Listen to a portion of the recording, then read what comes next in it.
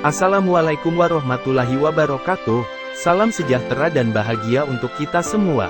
Semoga kalian semua senantiasa diberikan kesehatan dan dimakmurkan rezekinya, amin. Sesungguhnya setiap orang senantiasa butuh dukungan psikologis guna memotivasi diri dalam menerima dan melaksanakan sebuah perjuangan besar. Hal itu dapat diperoleh melalui kisah-kisah kesuksesan orang-orang dan nabi-nabi terdahulu. Nabi Muhammad SAW ternyata sering mendengarkan kisah-kisah nabi terdahulu. Hal itu karena beliau juga membutuhkan pemantapan hati, nasihat-nasihat dan penerangan sebagaimana lazimnya hamba Allah Subhanahu wa Ta'ala lainnya. Semua kisah rasul-rasul kami ceritakan kepadamu, Nabi Muhammad, yaitu kisah-kisah yang dengannya kami teguhkan hatimu. Di dalamnya telah diberikan kepadamu segala kebenaran, nasihat, dan peringatan bagi orang-orang mukmin. Quran Surat Hud, 11 ayat 120. Yuk kita ikuti kisah-kisah teladan kali ini, tonton sampai habis, jangan di-skip agar tidak gagal paham. Sahabat yang berbahagia, yuk kita simak kisah teladan orang-orang terdahulu dengan mengambil hikmah yang baik atau uswatun hasanah sebagai bahan refleksi dan introspeksi diri untuk menginspirasi, mengedukasi dan memotivasi kehidupan kita saat ini dan kehidupan di masa depan. Kisah tukang sol sepatu, jadi haji mabrur padahal tak berhaji ke Makkah. Kisah seorang haji mabrur padahal tidak berangkat ke Baitullah. Kisah ini dikutip dari buku koleksi hadits dan kisah teladan Muslim tulisan Ahmad Saifuddin dan tulisan Mahdi berjudul Kisah Diterimanya Ibadah Haji Seorang Hamba Meski Tidak Berangkat ke Tanah Suci dalam situs resmi Kemenak.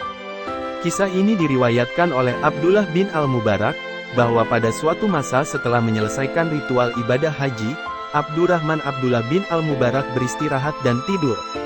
Saat tidur, dia bermimpi melihat dua malaikat turun dari langit dan mendengar percakapan mereka. Salah satu malaikat bertanya kepada yang lain, berapa banyak orang yang datang untuk berhaji tahun ini? Mereka adalah 600.000 jamaah, jawab malaikat yang ditanya. Lalu, malaikat pertama bertanya lagi, berapa banyak dari mereka yang haji mereka diterima? Tidak ada satupun, jawab malaikat yang pertama. Percakapan itu membuat Abdullah Al-Mubarak merasa gemetar.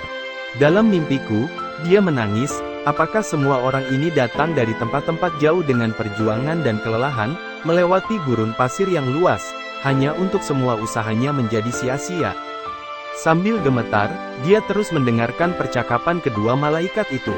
Namun ada seseorang yang meskipun tidak berhaji, amal perbuatan hajinya diterima oleh Allah dan semua dosanya diampuni. Berkat dia, seluruh jamaah haji diterima oleh Allah. Bagaimana bisa begitu? Tanya malaikat pertama. Itu adalah kehendak Allah. Siapa orang itu? Tanya malaikat pertama lagi. Orang itu adalah Ali bin Al-Muwafaq, tukang sol sepatu di kota Damaskus. Setelah mendengar ucapan itu, Abdullah Al-Mubarak terbangun dari tidurnya. Setelah pulang dari ibadah haji, dia tidak langsung kembali ke rumahnya, tetapi pergi langsung ke Damaskus, Syria. Hatinya masih gemetar dan penuh pertanyaan. Ketika dia sampai di sana, dia mencari tukang sol sepatu yang disebutkan oleh malaikat dalam mimpinya. Dia bertanya kepada hampir semua tukang sol sepatu apakah ada seorang tukang sol sepatu bernama Ali bin Al-Muwafaq. Ada, di tepi kota, jawab salah seorang tukang sol sepatu sambil menunjukkan arahnya. Setelah mencapai tempat itu, dia menemukan seorang tukang sol sepatu yang berpakaian sangat sederhana. Apakah Anda Ali bin Al-Muwafaq? Tanya bin Al-Mubarak. Iya, Tuan. Ada yang bisa saya bantu? Saya ingin tahu apa yang telah Anda lakukan sehingga Anda berhak mendapatkan pahala haji yang diterima oleh Allah, padahal Anda tidak berangkat haji. Saya sendiri tidak tahu, Tuan. Ceritakanlah kehidupan Anda selama ini. Ali bin Al-Muwafaq pun menceritakan, selama puluhan tahun, setiap hari saya menyisihkan sebagian uang dari penghasilan saya sebagai tukang sol sepatu. Saya menabung sedikit demi sedikit hingga akhirnya pada tahun ini, saya memiliki 350 dirham, jumlah yang cukup untuk berhaji. Saya sudah siap untuk berangkat haji. Tapi Anda tidak berangkat haji. Benar. Apa yang terjadi? Pada saat itu, istri saya hamil dan sedang mengidam. Ketika saya hendak berangkat, dia sangat mengidamkan aroma masakan yang lezat. Suamiku, bisakah kau mencium aroma masakan yang sedap ini? Iya, sayang. Cobalah cari siapa yang memasak, aroma masakannya begitu lezat. Tolong mintakan sedikit untukku, pintanya. Akhirnya, saya mencari sumber aroma masakan itu. Ternyata berasal dari gubuk yang hampir roboh. Di sana, ada seorang janda dan 6 anaknya. Saya mengatakan kepadanya bahwa istri saya menginginkan masakan yang dia masak, meskipun hanya sedikit. Janda itu diam dan memandang saya, jadi saya mengulangi kata-kata saya, ungkap Ali bin Al-Muwaffaq. Akhirnya, dengan sedikit ragu, dia mengatakan, tidak boleh, Tuan. Apapun harganya, saya akan membelinya. Makanan ini tidak dijual, Tuan, katanya sambil meneteskan air mata. Mengapa? Tanya Ali. Dengan berlinang air mata, janda itu menjawab, makanan ini halal bagi kami, tapi haram bagi Tuan. Dalam hatinya, Ali bin Al-Muwaffaq bertanya, bagaimana mungkin ada makanan yang halal bagi dia, tapi haram bagi saya, padahal kita sama-sama muslim? Karena itu, dia mendesaknya lagi, kenapa? Selama beberapa hari ini, kami tidak memiliki makanan.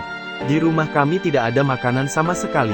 Hari ini, kami melihat seekor keledai mati, jadi kami mengambil sebagian dagingnya untuk dimasak dan dimakan, janda itu menjelaskan dengan terisak.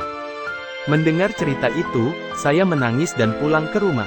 Saya menceritakan kejadian tersebut kepada istri saya, dan dia juga menangis. Akhirnya, kami memasak makanan dan pergi ke rumah janda tersebut. Kami membawa makanan untukmu. Saya memberikan 350 dirham, uang yang saya kumpulkan untuk berhaji, kepada mereka. Gunakan uang ini untuk keluarga Anda. Gunakan untuk usaha agar Anda tidak kelaparan lagi. Mendengar cerita itu, Abdullah Al-Mubarak tidak bisa menahan air mata. Ternyata, inilah amal yang dilakukan oleh Said bin Muhaffah sehingga Allah menerima amalan hajinya, meskipun dia tidak berkesempatan untuk menunaikan ibadah haji. Dengan hikmah uswatun hasanah dari kisah teladan kita dapat lebih memantapkan atau meneguhkan hati merubah perilaku dalam kebenaran, meningkatkan kualitas beribadah hablum minallah dan hablum minan nas, memperbanyak sedekah dengan ikhlas, selalu bersabar dan senantiasa bertakarub kepada Allah Subhanahu wa Ta'ala. Terima kasih sahabat semua, sudah menyimak video ini, jangan lupa subscribe, like, share dan komen. Salam jumpa dengan kisah teladan yang lain yang lebih menarik. Wassalamualaikum warahmatullahi wabarakatuh.